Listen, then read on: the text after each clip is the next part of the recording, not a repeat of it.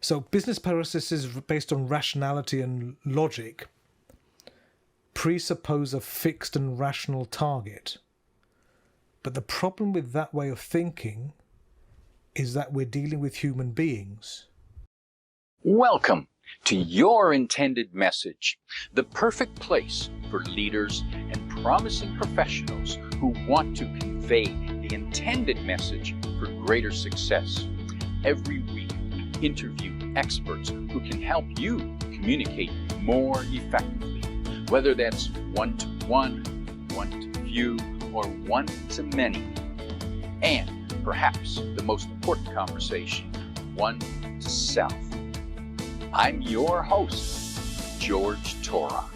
My guest today is G. Ranasinha. Here's 3 facts that I think you should know about G. 1, his company was nominated as one of the top, or he was nominated as one of the top 100 business influencers by Sage Software. 2, he once shook the hand of Steve Jobs. And 3, G can memorize the sequence of a pack of shuffled playing cards in 3 minutes. Now, that's a trick I would like to learn. G, welcome to Your Intended Message. Well, thanks very much, George. I'm very delighted to be here. Thank you for inviting me on. Delighted to be talking with you, and today you're talking to us from Strasbourg, France. That's and right. It's also fair to mention for our listeners that G has been in the marketing industry for at least 25 years.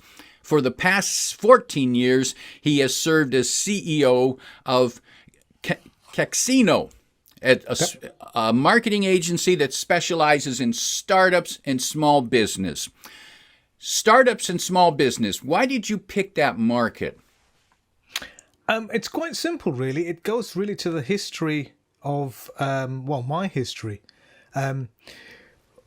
Way back when, for 7 years, I was worldwide director of marketing for a software company, fairly large software company in Europe, serving blue chip clients such as Time Inc. and IKEA, Nestle, Airbus, Marvel, people like that.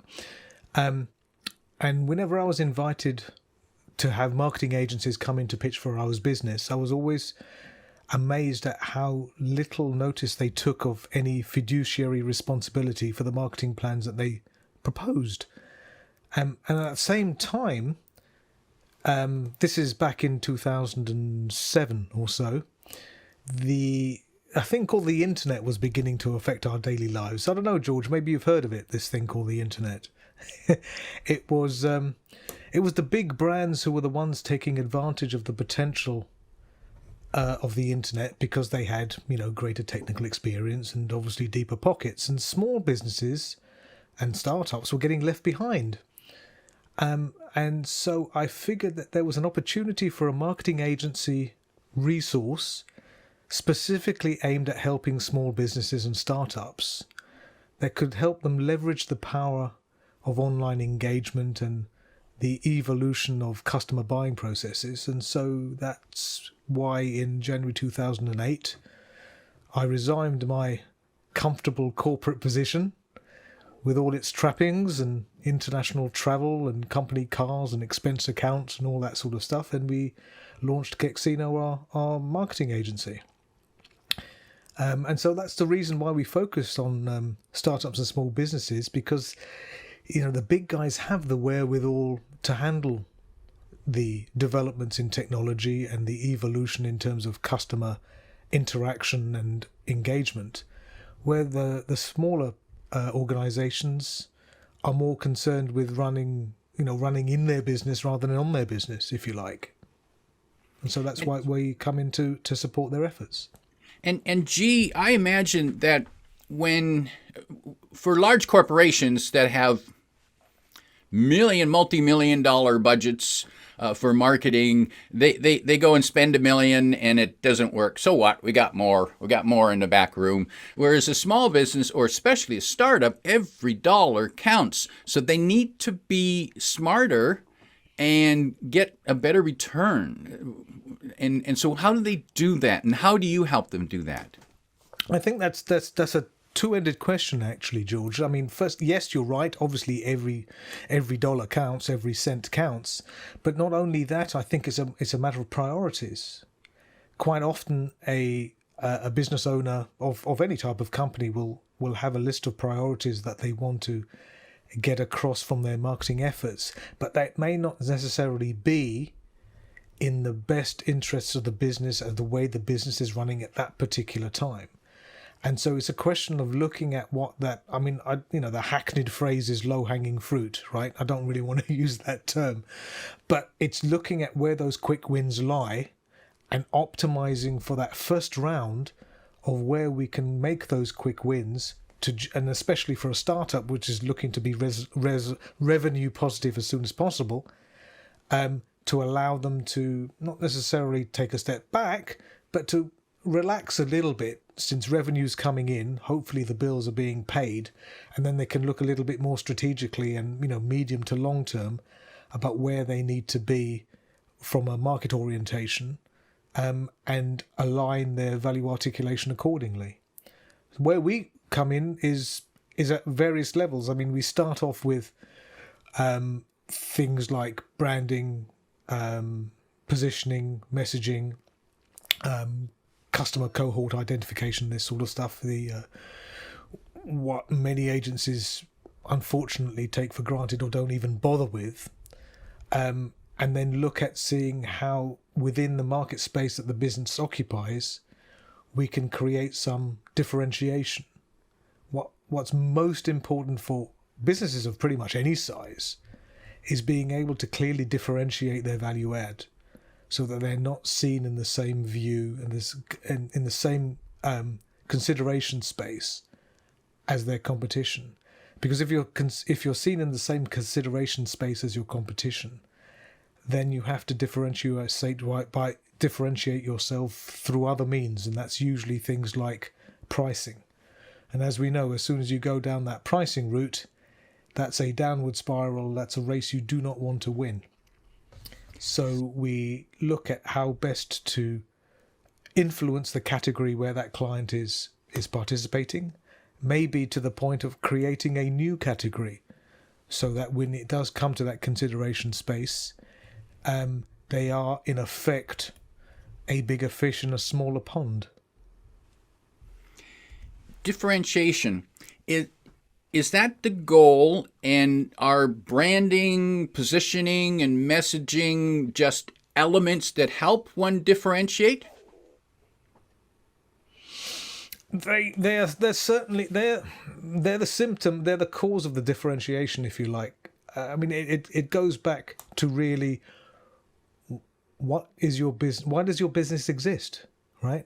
Who are you helping? What cause?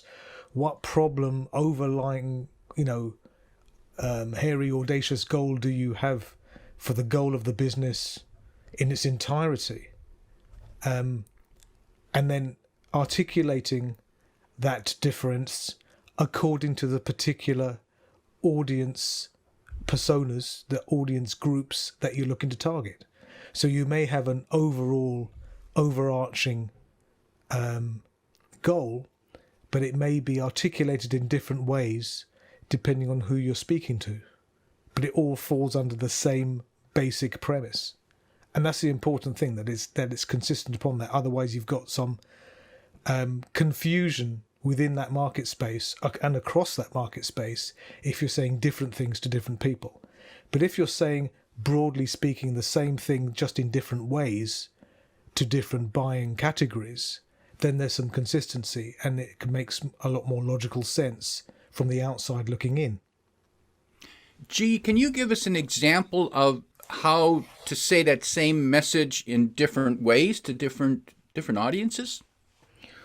You're putting me on the spot now, George. I hadn't really given that too much thought. I'm trying to think of an example which we could use, which is a real-world example that a client would let us talk about. To be honest, I would need to check with a client to come back to you with that. Sorry, but Yeah, Understood. You're Understood. gonna have to edit that one. Okay, fair enough. I'm wondering, can you just look out in the marketplace, in the world out there? Look at the big giants who, whether it's Coca-Cola, Apple, how they're sending their messages, and how they might take a message and maybe turn it with different words but the same message. So, for example, Okay. Apple Yeah, well, I've got an example. I mean, it's a pretty cliched example, but it's a good example of what we're talking about. And this is the way that you would describe a technical innovation in an applications-driven way. So when you're even when you're speaking to technical people, it's often more advantageous to talk about the benefit in a more tangible process. So if you cast your mind back to 2001, when Apple launched the iPod, the original iPod, when it was just a music player. Now, Apple created the iPod. It wasn't the first personal music player. It wasn't the first MP3 player. There were other MP3 players available at the time. The other MP3 players, the manufacturers were more concerned about storage or the way that it connected to your computer or things like that. So they would talk about, the XYZ MP3 player would have a storage capacity of maybe 5 gigabytes or 10 gigabytes or whatever else. Don't forget, we're talking about 2001 here. Apple decided to, rather than focus on storage capacity, which doesn't really mean anything to anyone in the scope of storing music, they talked about having 1,000 songs in your pocket rather than the capacity, which I think from memory the first iPod had 5 gigabytes of storage. So they turned that around into, so it's essentially saying the same thing, but giving it a new association, which was more tangible to the market space that they were trying to communicate to. And I remember that line, Steve Jobs, I have 1,000 songs in my pocket. And that's a memorable line because that's something that everyone can visualize. They can see, they can think. And I started thinking about, gee, how many of my record albums could fit on there? Right, exactly. Gee, I've heard you say before something to the effect that marketing is broken. Do you still believe in that? And how's it broken, and where do we fix it? I think not only is it broken, George, but I think that it's in crisis. And I think your intended message listeners are probably aware of it, even if it's unconsciously. And I think marketing's in crisis for 2 particular reasons, and they are quite different in and of themselves, but they are nonetheless connected. So firstly, I think marketing is in crisis because it is ideologically disliked in the higher tiers of business. Okay? And secondly, I'll expand upon this in a minute. Secondly, I think marketing is in crisis because much of the work conducted by people who call themselves marketers, notice I didn't call them marketers, I said people who call themselves marketers, is only a tiny bit of what marketing is actually about. And what the people who call themselves marketers are actually doing is communications, is promotion, which, if we go back to the 4 Ps of marketing, is only 25% of what marketing is. And so, as a result of just focusing on comms and communications and messaging, marketing is being relegated to a sales support function, right? Within so many organizations, the marketing function is seen as, producing brochures, updating the website, getting some tote bags made, getting some stress balls printed, And at the other end, marketing is being used as an automation tool to automate lead generation and advertising, but it's delivering substandard and increasingly ineffectual results.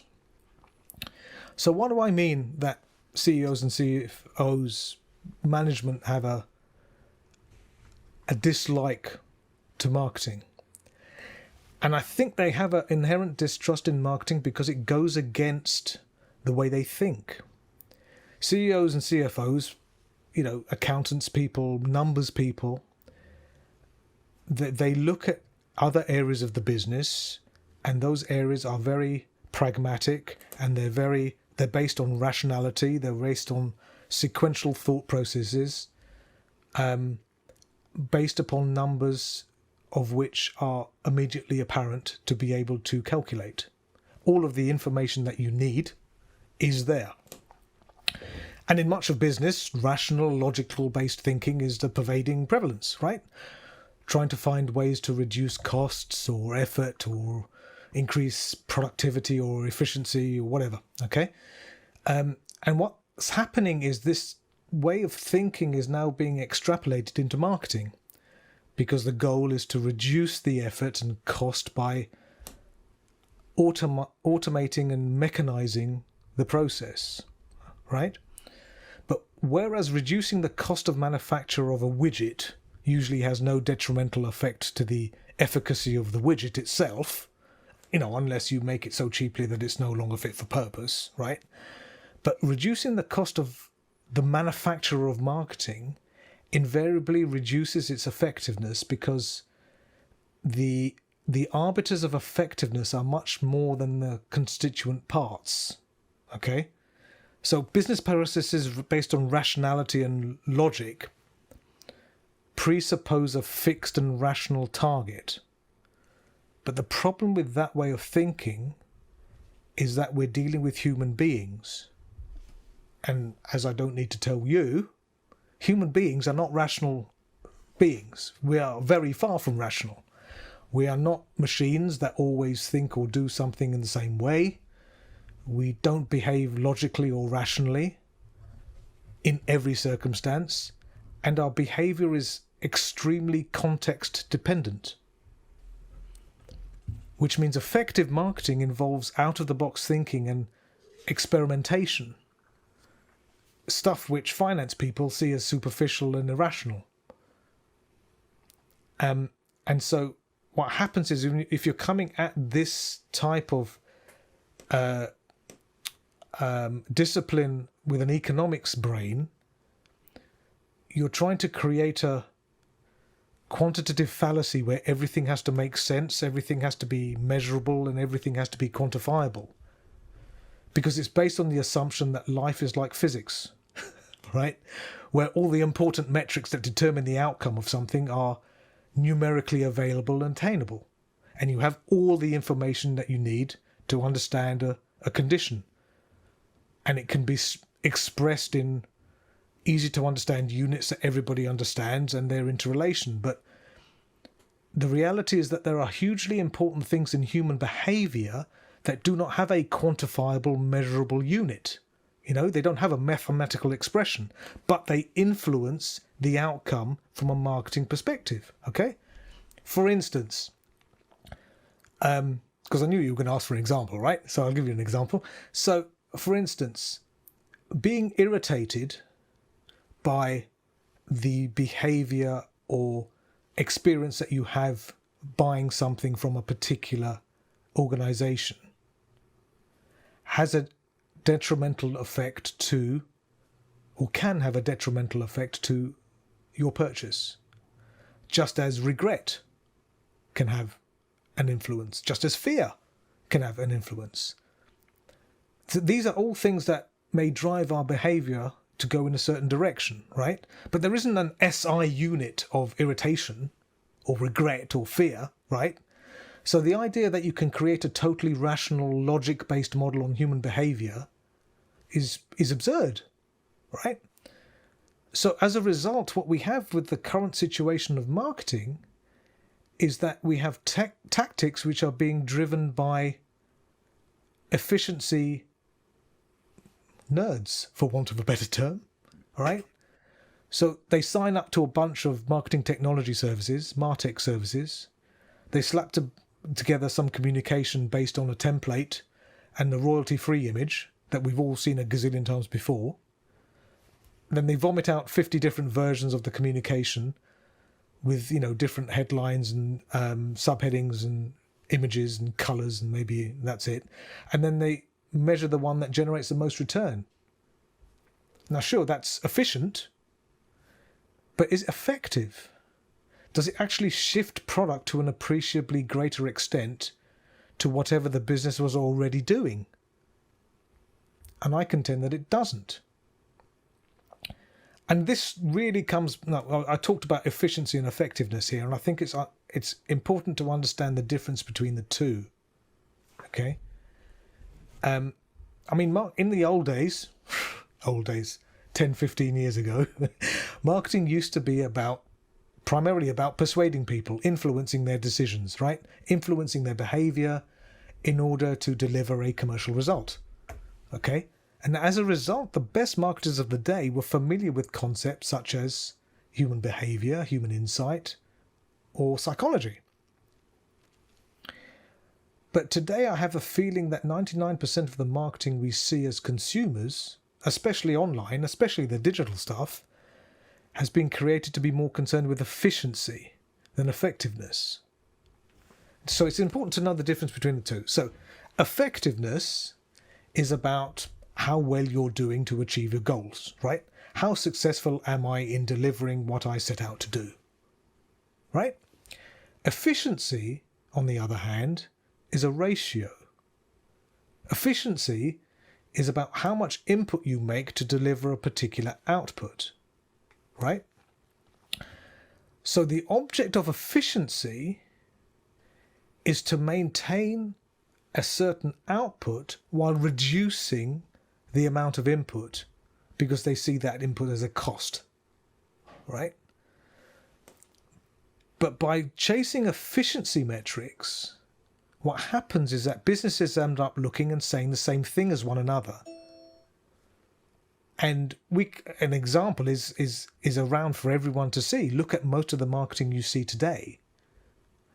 And, I'll give you 10 will give you 5. That if you covered up the logo on the same piece of marketing, that piece could be used by pretty much anyone, right? So there's no differentiation like we talked about earlier on. So by pursuing metrics based around efficiency above all else, what we've had to do, because something has to give, is we're exorcising the creativity out of the equation. But instead of doing the basics of marketing, the research, segmentation, positioning, messaging, and all that stuff, we've come to the conclusion that bad marketing that's more targeted works better than great marketing that's spread wider, which is why marketers today resort to tricks like tracking cookies and remarketing tags and programmatic ads and all the other stuff, which is why we've got things like GDPR and CCPA and all the rest of it, because as marketers we can't be trusted with the stuff. So they need to put rules around that.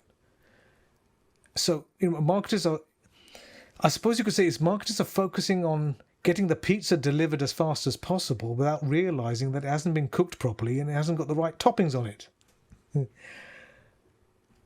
Businesses are looking to create a data-driven, repeatable process, but one that's devoid of creativity, salience, or resonance.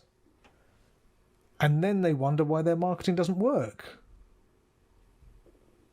And so I'm hearing that there's an over reliance on numbers and measurements that are not necessarily valid. For example, on social media, we measure our likes. We got so many likes. Oh, we're doing good. We got likes. But I'm hearing that marketing needs a psychologist and an artist on the team. It needs to have, in my opinion, it needs to have somebody who understands a customer. Right? there are far too many conversations that I have with business owners, with people who call themselves marketers, who haven't spoken to a customer in the past 6 weeks. Now, to me, that's tantamount to a dereliction of duty, right? If you don't know what makes your customer tick, how can you possibly create evocative and resonant messaging designed to appeal to other people within that target audience group? It can't be done. And it comes down to, I mean, there's lots of different things we can, and it depends on how much of a deep dive you want to take into it and how deep you want to go into behavioral science, customer psychology, call it what you will. Are you familiar with Daniel Kahneman? No. Okay, he's a psychologist and an economist. He won a Nobel Prize for work that he did on the psychology of judgment and decision making. There's a book he wrote called Thinking Fast and Slow, which is a definite recommendation for yes, okay. For your listeners, definitely. So Daniel Kahneman came up with didn't come up with it. He noticed, he observed that the human brain, there's two systems of mental processes that govern all human behavior and decision making, and he calls them System 1 thinking and System 2 thinking. So System 1 thinking is what we'd call instinctive. It's quick, intuitive, automatic, effortless. It seems to require little predetermined thought beforehand, right? And what Kahneman describes is that Systems 1 thinking, against what we would possibly assume, governs the vast majority of our decisions and behavior. Just to outline it, Systems 2 thinking is the more deliberate, the more contemplative type of thinking. It's slower, it's more conscious, it's more deliberate, it's more effortful. Okay? But it's only responsible for a tiny minority of our behavior.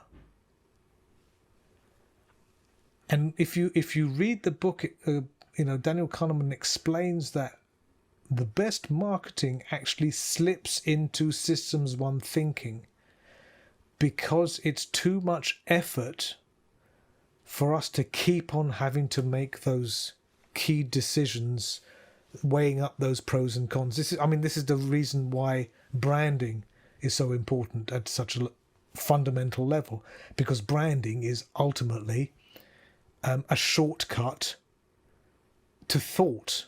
It's a variation reduction vehicle. By that I mean, if you have two products of equal merit, the one with a brand that you already are aware of, you are already more predisposed to buying that one as opposed to the other one, because the brand has a particular affinity within your brain for something else, right? So, you buy a TV from a electronics manufacturer, let's say Samsung, you're more likely to buy another product that Samsung makes rather than jump to a different supplier. So it's not really thought, it's more instinctive. There's a great quote by a neuroanatomist by the name of Jill Boat Taylor. Look her up, she's fantastic. And she describes it very well. She says that most people assume that we're thinking creatures that feel, while actually we're feeling creatures that think, which I really like. I think that's really good. Ultimately we're, decisions that we're taking rationally, we're actually taking emotionally. And that's the same whether you're talking B2C or B2B, other than in B2B there's usually more than one decision maker. But otherwise, unless you're talking about a goods with a commodity, which, like I say, branding comes into play strongly in that respect. Otherwise, virtually everything we buy emotionally, and then we post-rationalize in a logical way. So we buy from the heart, and then we justify from the head, right? And I'm sure you've had the experience, right? Where, George, you go to a store, whatever store it is, and you see something that piques your interest, and it's a little bit expensive, but you absolutely love the concept of whatever the product is, and you go for it and you buy it. And then what happens is you take it home, and then you calm down, and you've got a cup of coffee or something next to you, and you're looking at the object you've got, and you suddenly say, oh my goodness, how much have I spent on this thing? Oh my goodness, right? And then what happens is you start post-rationalizing.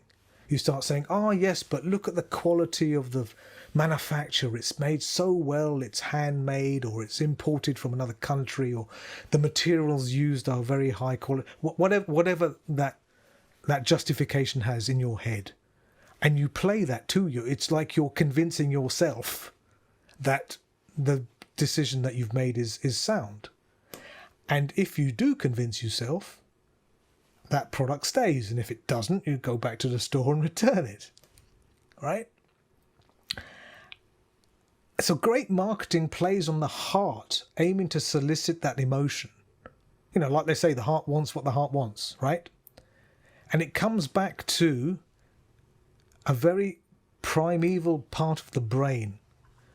You may have heard of it. It's called the amygdala. Right. The lizard brain. The amygdala, right. It's part of the limbic system of the brain, which is involved with emotions and other reactions to stimuli. Right. It's highly involved with different emotional responses. I mean, such as fear. I mean, the fight or flight response is primarily amygdala driven. But what's interesting about the amygdala is it doesn't work with speech. Speech is too far up the evolutionary scale for it to understand. And we see that every day when we do studies for people who buy stuff, or people who are subjected to a buying condition and choose not to buy. And then we interview these people and we say, okay, so you were convinced about the product, but you didn't want to buy it. What reason made you, prevented you from buying? And the overwhelming response is something like, well, it didn't feel right.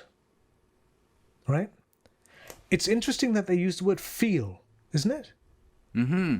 It didn't feel right. That's the amygdala talking, because the amygdala can't use speech.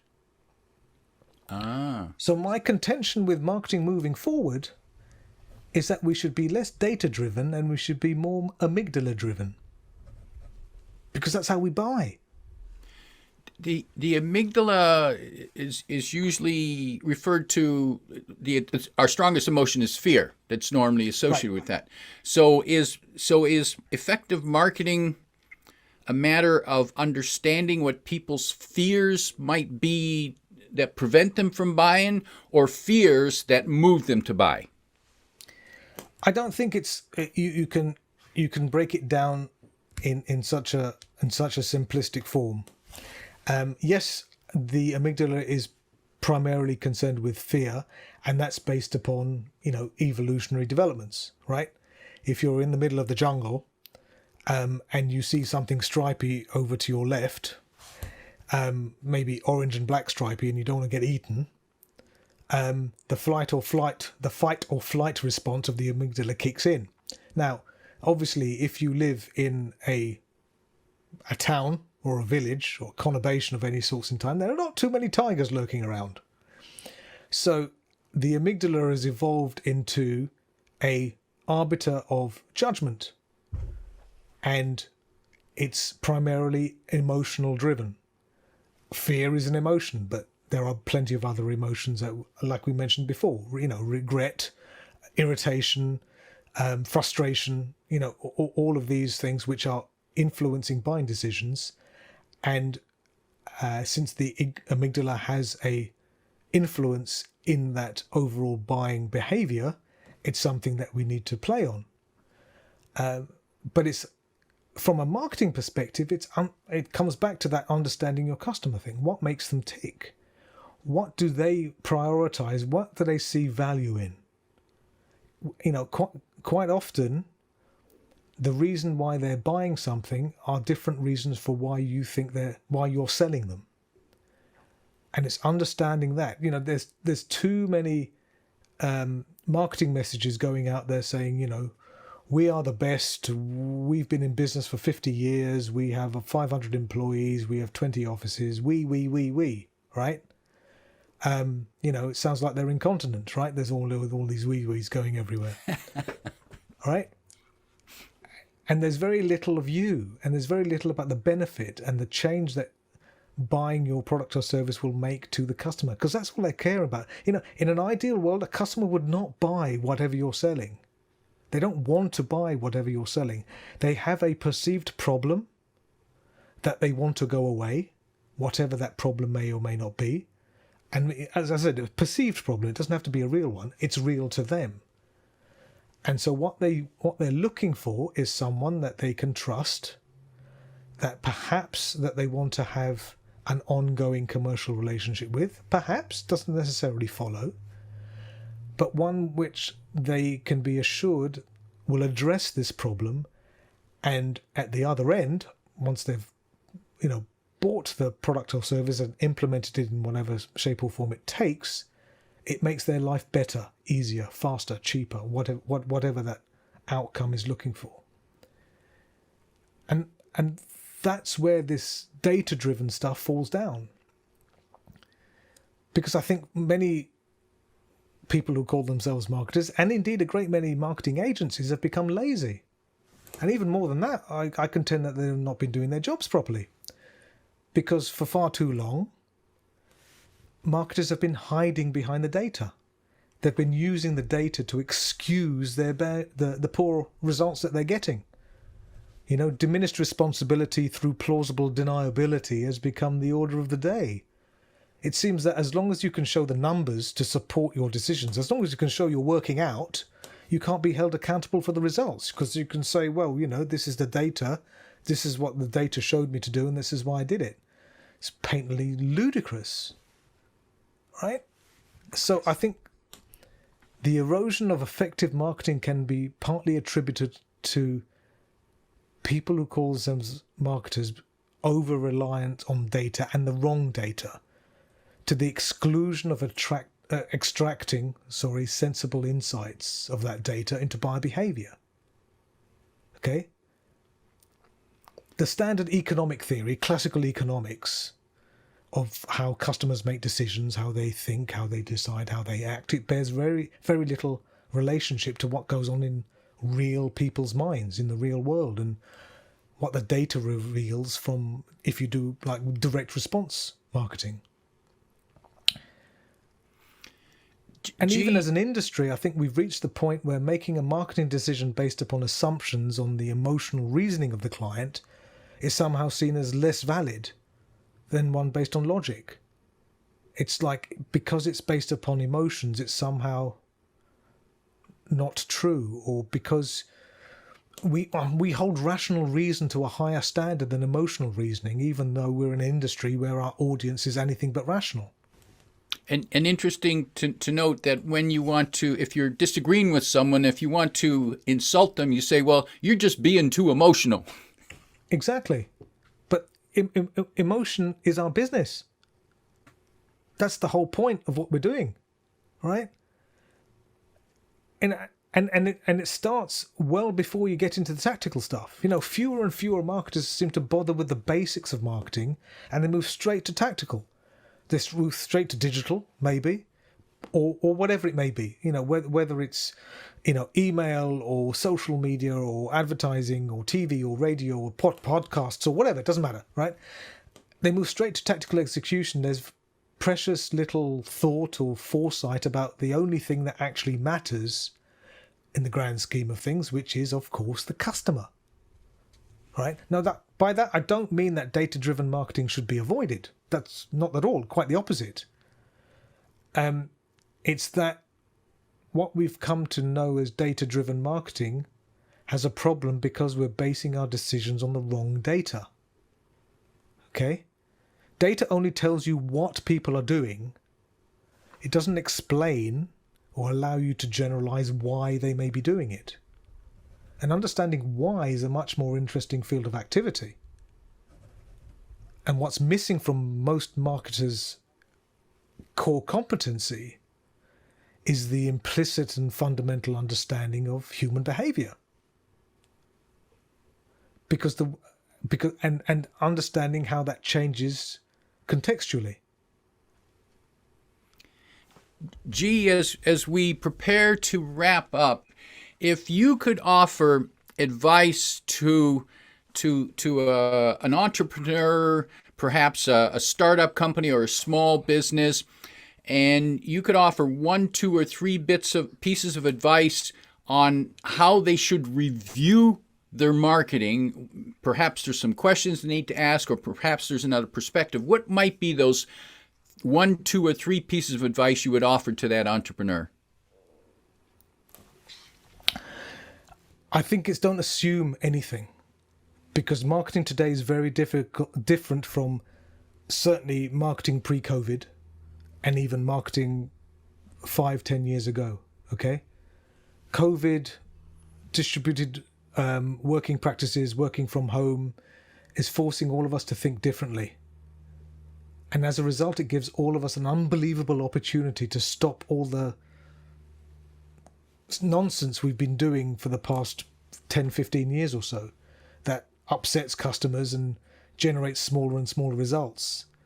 So it's a chance to take marketing off the cruise control setting, to simplify things, to focus, and to change the definition of success. You know, at the end of the day, marketing's about growth. Growth is the job, right? It's not just about marketing. Marketing is not just marketing. It's sales, it's operations, it's customer support, it's finance. And it's important for an organization to rethink its previous business silos and to have everyone rally around that new mental model and to understand the implications of that shift. And it means marketers need to change, certainly, as does sales, as does ops. And I think over time, and I'm seeing it already, we'll see marketing evolve and continue to take on more and more operational responsibilities. You know, strategic responsibility for the businesses within which they operate. And we need to reform marketing by getting people to accept that value is subjective and context dependent and meaning dependent. And that value is formed in the mind of the customer as much as it's formed in the mind of the factory owner. You know, it's produced as much by the singer as it's produced by the song. Okay? The standard economic model overweighs the extent of which value is produced in the factory and not in the head. And that's why we need to change the way that marketing operates so that we get away from this insulting, almost childlike simplicity and actually understand a little bit more about how the human mind works and how to shape the value articulation in ways that are meaningful for the people who are buying our product or service.